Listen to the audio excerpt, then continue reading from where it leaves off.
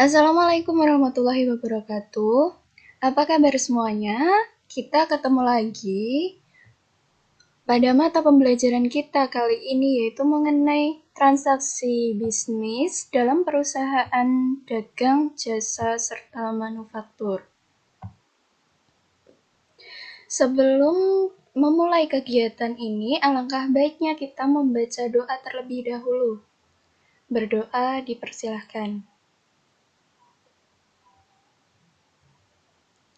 Berdoa selesai. Baiklah, langsung saja untuk capaian pembelajaran kita kali ini, yaitu peserta didik mampu memahami dan mengelompokkan definisi serta jenis transaksi dalam perusahaan jasa, dagang, dan manufaktur.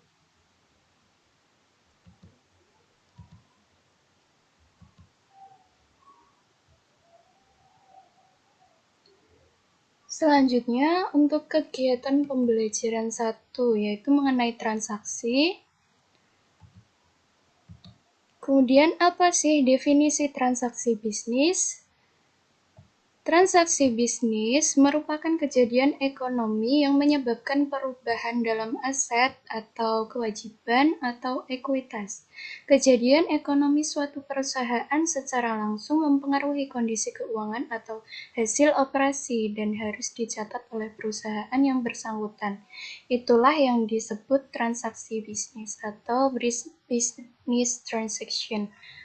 Sebagai suatu organisasi yang berorientasi pada perolehan laba, perusahaan akan berusaha untuk menghasilkan barang atau jasa untuk dijual kepada konsumen dengan harga tertentu, hingga perusahaan mendapatkan keuntungan.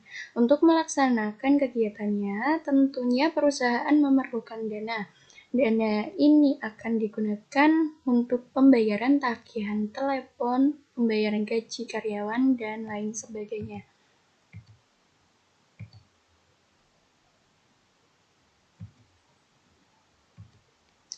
Kemudian, bukti transaksi. Bukti transaksi merupakan surat tertulis yang diberikan sebagai tanda terjadinya kegiatan yang dilakukan oleh dua pihak, yaitu penjual dan pembeli. Dengan adanya surat ini, kedua pihak yang melakukan transaksi memiliki bukti bila transaksi benar-benar dilakukan, sehingga tidak ada yang melanggarnya. Kemudian, apa sih manfaat dari bukti transaksi sendiri? Yaitu sebagai bukti tertulis atas transaksi yang telah dilakukan untuk menghindari kemungkinan terjadinya sengketa atau permasalahan di kemudian harinya. Selanjutnya, jenis transaksi. Di sini jenis transaksi ada 3, yaitu transaksi berdasarkan ruang lingkupnya, transaksi berdasarkan aktivitasnya, dan transaksi berdasarkan sumbernya. Transaksi berdasarkan ruang lingkupnya dibedakan menjadi 2, yaitu transaksi internal dan transaksi eksternal. Transaksi keuangan intern yaitu merupakan transaksi keuangan yang terjadi antar pihak-pihak yang terdapat dalam perusahaan tersebut. Contohnya, transaksi keuangan tentang pemakaian perlengkapan. Transaksi ini dicatat dalam jurnal penyesuaian posisi debit beban perlengkapan dan posisi kredit perlengkapan. Untuk transaksi keuangan eksternal, merupakan transaksi keuangan yang terjadi antara perusahaan dengan pihak di luar perusahaan. Contohnya, transaksi pembelian perlengkapan, transaksi penerimaan pendapatan, transaksi pembayaran gaji, dan sebagainya.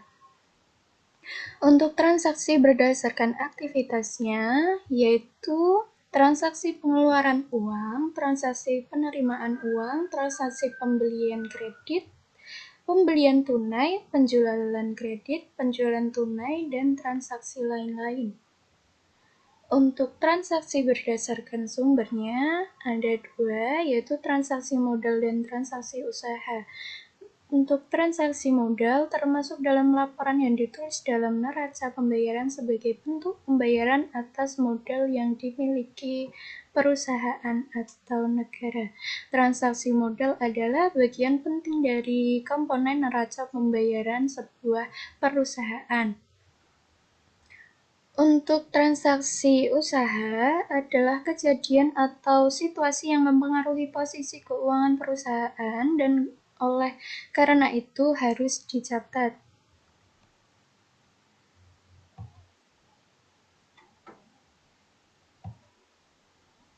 Selanjutnya, untuk kegiatan belajar 2, capaian pembelajaran kita yaitu peserta didik mampu memahami dan mengerti mengenai definisi dan karakteristik perusahaan jasa dan perusahaan dagang. Untuk uraian materinya, yang pertama yaitu mengenai perusahaan jasa.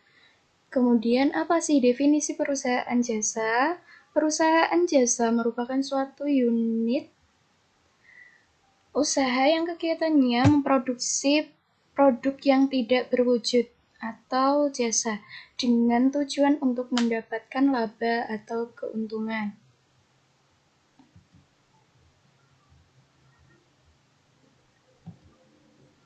Kemudian, untuk karakteristik perusahaan jasa yaitu yang pertama, tidak berwujud. Artinya bersifat abstrak dan tidak dapat dilihat. Tergantung dari jenis usaha jasa yang didirikan, bisa membutuhkan atau tidak membutuhkan barang berwujud. Misalnya, dalam bisnis jasa travel tentu membutuhkan armada untuk konsumen yang memesan jasa travel. Beda halnya jika membangun jasa keuangan, maka tidak membutuhkan produk nyatanya. Kemudian, tidak dapat dipisahkan.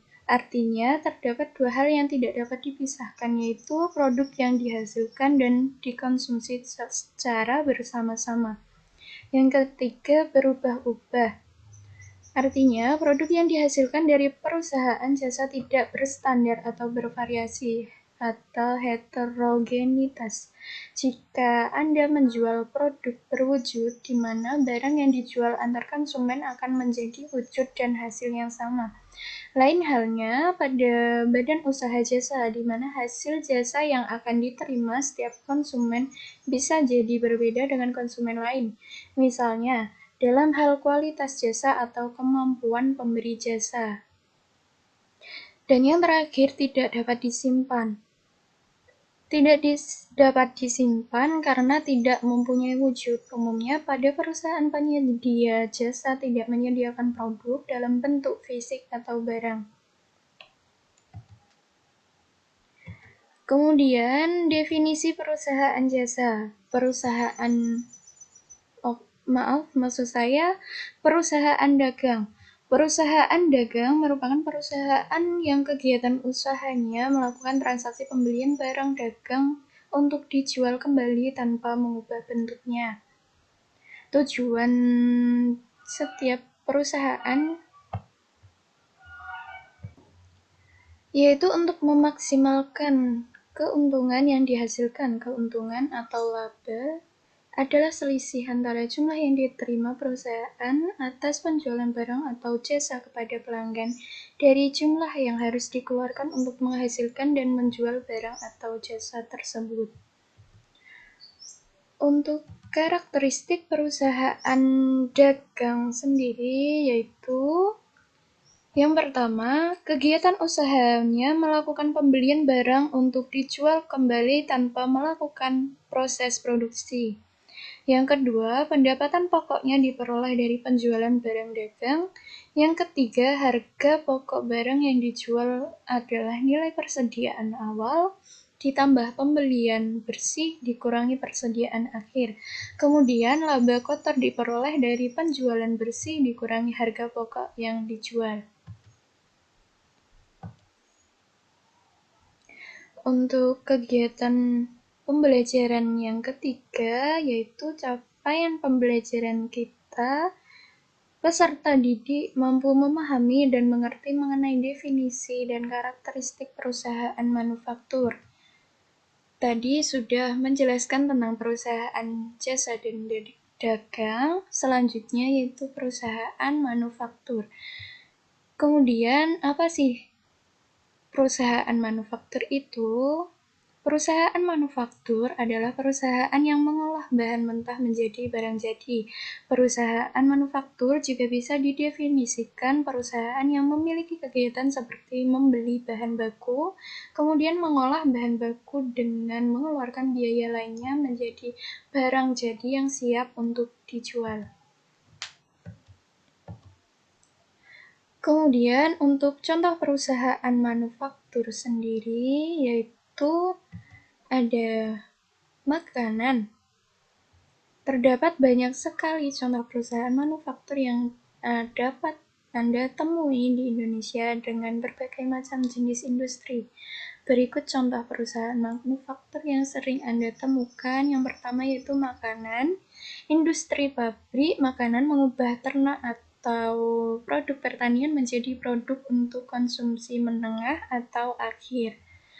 Kelompok industri dibedakan oleh bahan baku yang diolah menjadi produk makanan. Kemudian yang kedua, tekstil merupakan salah satu industri yang banyak beroperasi di Indonesia. Industri ini mengelola kapas menjadi barang benang dan kain, sehingga nantinya kain tersebut bisa dibuat kembali menjadi pakaian. Yang ketiga, bahan kimia. Industri bahan kimia sangat penting di era modern karena bahan kimia dibutuhkan untuk berbagai aktivitas ekonomi. Industri kimia terbagi menjadi 3 kategori besar. Bahan kimia berat menggunakan endapan mineral atau produk sampingan, obat-obatan, dan petrokimia. Kemudian ada otomotif. Industri otomotif merupakan industri yang bergerak dengan memanfaatkan teknologi tingkat tinggi dalam melakukan proses produksi.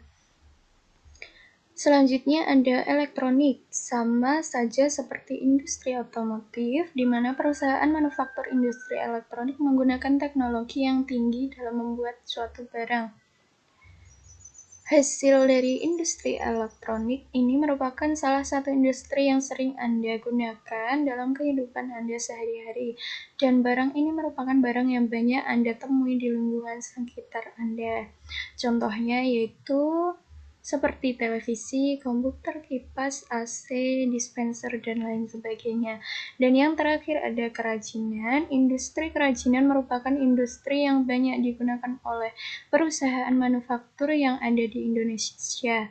Mesti sering membentuk usaha kecil atau menengah. Namun contoh perusahaan manufaktur yang satu ini tidak bisa dipandang sebelah mata begitu saja, sebab nilai devisa yang dihasilkan dari industri ini juga cukup besar peranannya dalam memajukan dunia perekonomian Indonesia.